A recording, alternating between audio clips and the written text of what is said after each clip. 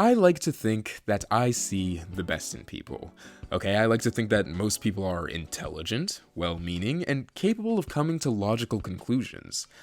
And yet you keep proving me wrong. Animal Crossing's fanbase is funny, and I don't mean that condescendingly, I'm being genuine here. Rarely will you see such a dichotomy between such passionate hatred and the character it's directed towards. Even I can be guilty of this, but in my case, it's only directed to horrible scumbag pieces of garbage.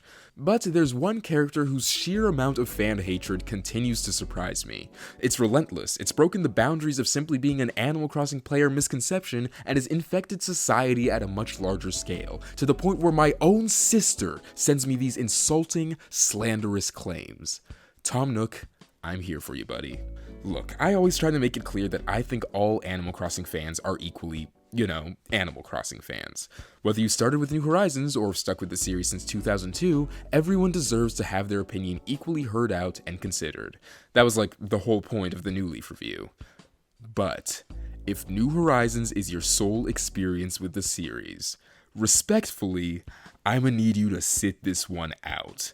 Because plainly, you don't know him like I do. You haven't curated the deep personal bond that Tom and I have over the years, providing a clear image of the man that he truly is. But hey, don't worry, this isn't me excluding all 29 million of you from watching this video. In fact, I'm inviting you to an opportunity for education. If you clicked on this video ready to drag Tom Nook in the comments section, don't panic, but you have fallen victim to propaganda and I will do my best to save you. Tom Nook has received many false labels over the years. Liar, capitalist, and worst of all, landlord.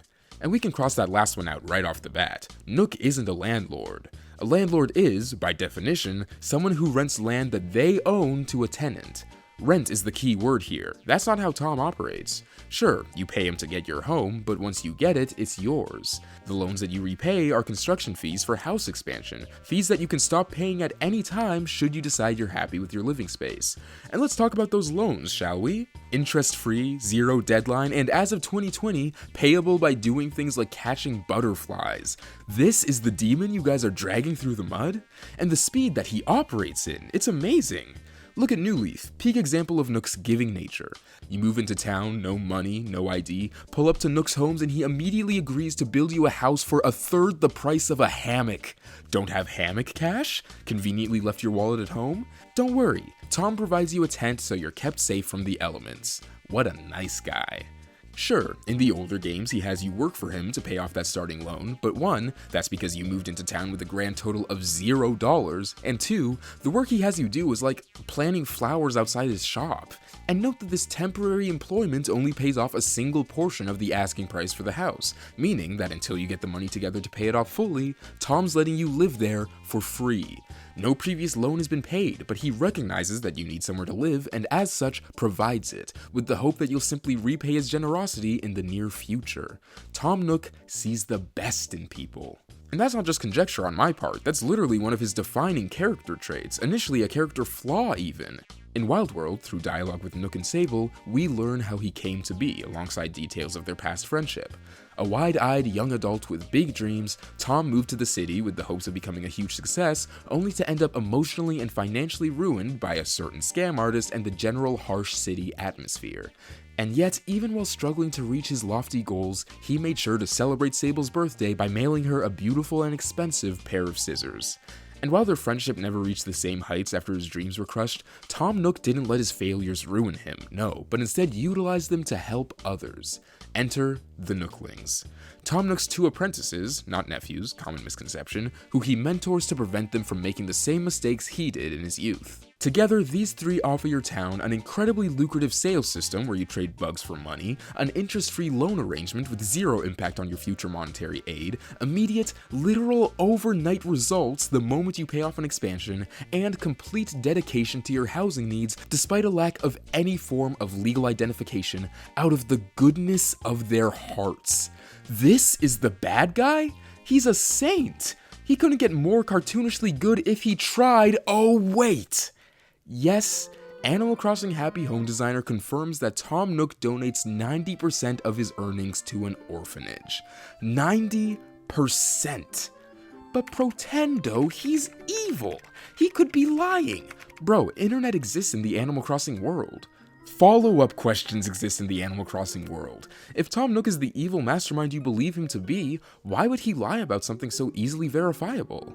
Now, some of you might be thinking, well, isn't philanthropy just an excuse to exercise power and build a positive reputation while still receiving financial compensation through tax benefits? And my response to that is 1, philanthropy on this level has literally never been witnessed before and never will be outside of the fictional world of Animal Crossing. And 2, money literally grows on trees here, you're thinking about this way too much.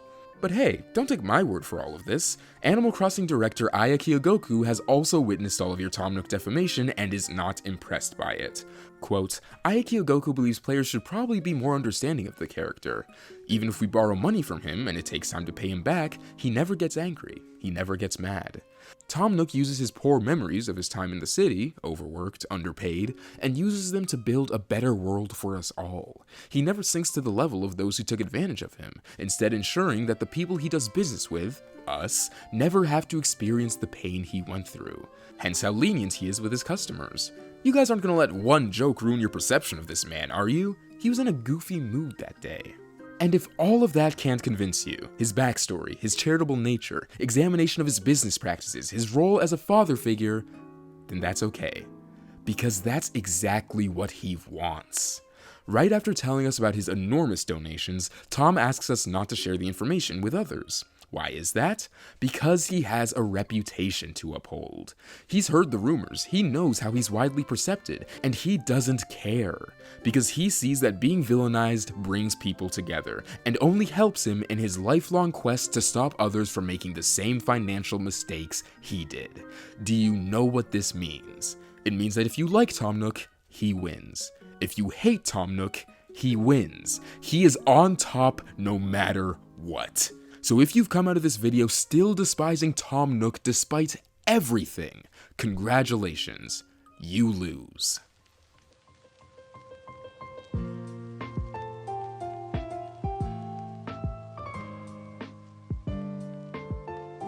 I should make a Rossetti defense video after this.